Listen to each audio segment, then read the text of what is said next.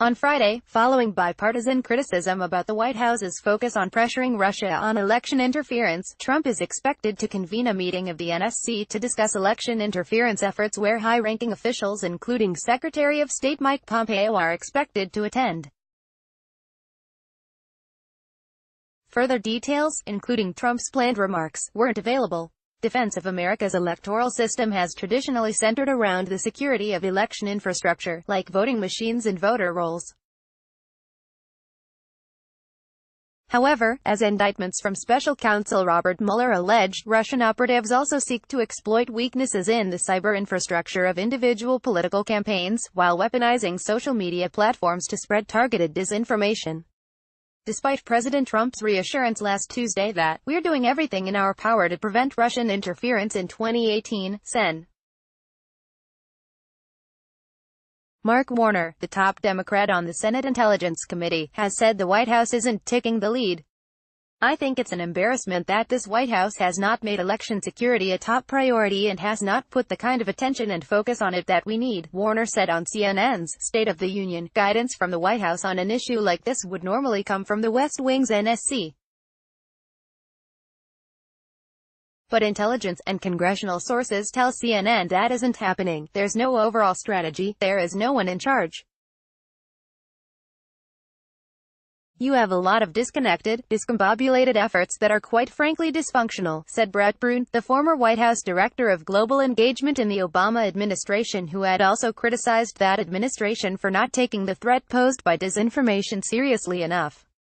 The Department of Homeland Security, which says it is the lead agency on electoral cybersecurity efforts, insists the agencies are very interconnected in their preparations for the 2018 midterms, though officials and overseers privately contradict that.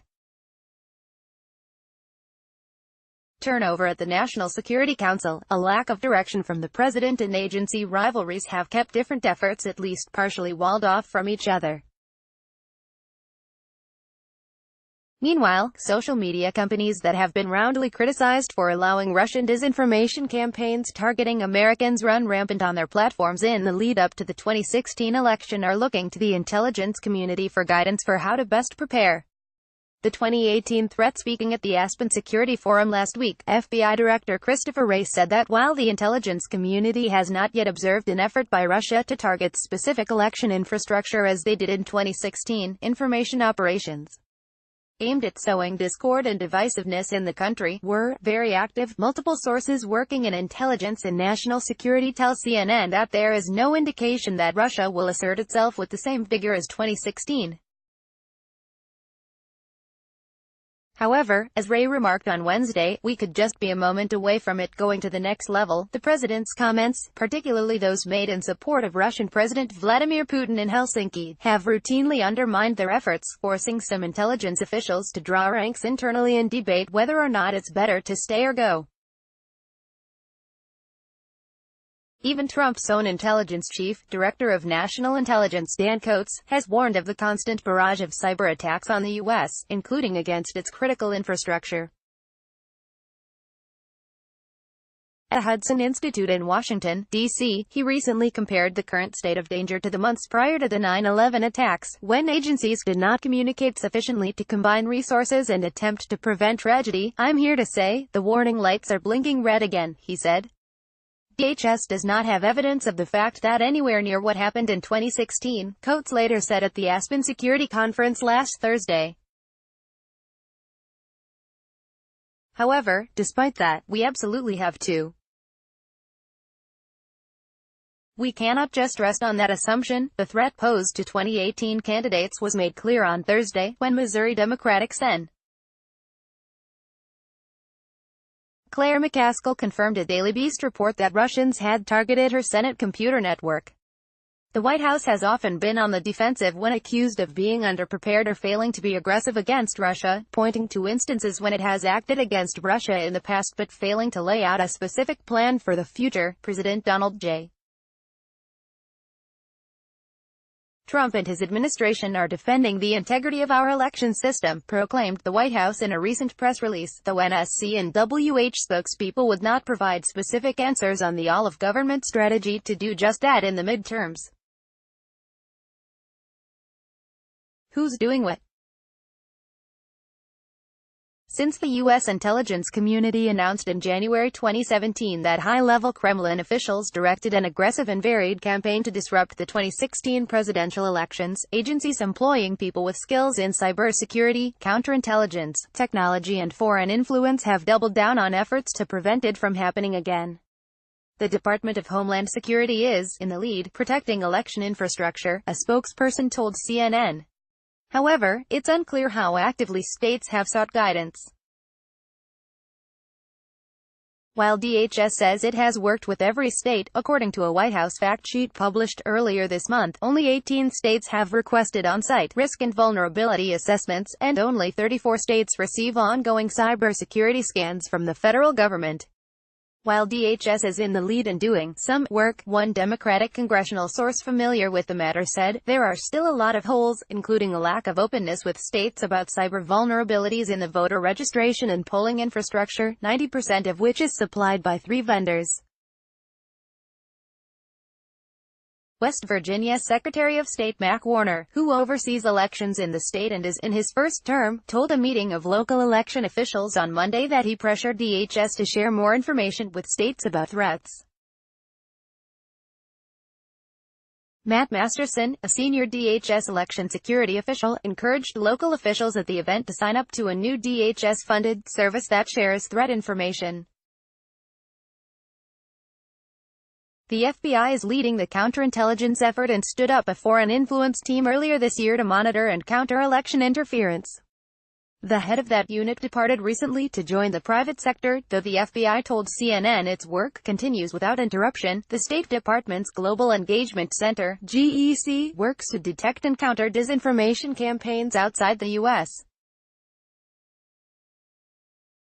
The State Department told CNN, if the GEC detected a coordinated campaign directed at a U.S. political candidate, it would pass that information off to the FBI and DHS that have the lead on countering that type of propaganda and disinformation. The National Security Agency, the top digital intelligence agency, and U.S. Cyber Command, which conducts cyber attacks against foreign adversaries, last week joined together under the direction of their new leader Gen.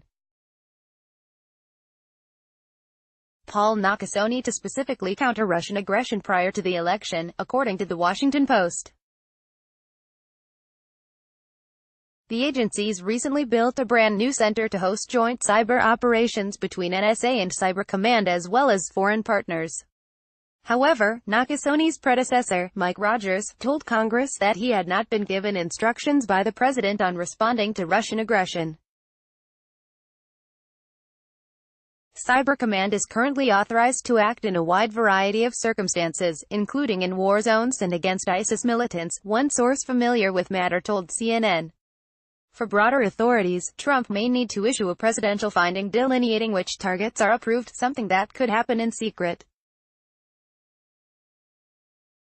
However, according to the Democratic congressional source, this administration has given more latitude to agencies to be more aggressive, and Nakasone could likely act against Russia in the absence of specific direction not to.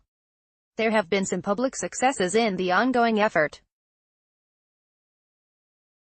In March, DHS and FBI worked together to release detailed information on the Russian government targeting the energy sector and other critical infrastructure since at least March 2016. The administration has levied increased sanctions on Russian companies and individuals and expelled a large number of Russian officials from the United States. But based on the news conference between Trump and Putin in Helsinki, the Kremlin may still be hoping to extract major concessions from the president. It is still unknown if Trump made any promises to President Vladimir Putin behind closed doors, accompanied only by official translators. A disconnect, but despite those efforts, thanks in part to a lack of coordination at the top and gaps in international norms in cyberspace, officials don't appear to always be working off a central, organized playbook. At the National Security Council, John Bolton has eliminated the position of cybersecurity coordinator, pushing out or firing his top officials on cybersecurity, Tom Bossert and Rob Joyce. Former and current NSC officials expressed frustration at the lack of progress the agency has made on cybersecurity strategy, and other national security officials said the council is not coordinating and elevating the different agencies' strategies on countering Russian aggression. Coates said last Thursday that Bolton is putting in the replacements for the absent cybersecurity coordinator, though it has been widely reported that he eliminated the job entirely, hoping to avoid a repeat of 2016, when its platform was exploited by a Russian government-linked group posing as American activists. Facebook hosted a meeting with top tech companies and U.S. intelligence officials at its headquarters in California in May. The New York Times, which was first to report the meeting, reported that neither the FBI nor the Department of Homeland Security was willing or able to share specific information about threats the tech companies should anticipate, but there appears to be signs of progress. Facebook told CNN last week that the company is working with the FBI and DHS, and said, "There is more to do, but we are encouraged to see progress in other areas, such as the creation of the FBI Foreign Influence Task Force." The tech companies are hoping intelligence agencies will share technical information that could help identify ongoing disinformation campaigns on their platforms, but appear to appreciate that it isn't straightforward. A Facebook spokesperson said the company understands the sharing of threat intelligence information is complicated for the government, and that finding solutions will take time. Hillary Clinton's former campaign manager Robbie Mook, whose campaign was extensively targeted and hacked in 2016, said campaigns need help from the intelligence agencies. The intelligence community has access to human and signals intelligence campaigns don't, Mook said. They can provide critical early warning and context. We must develop a framework for this collaboration to happen.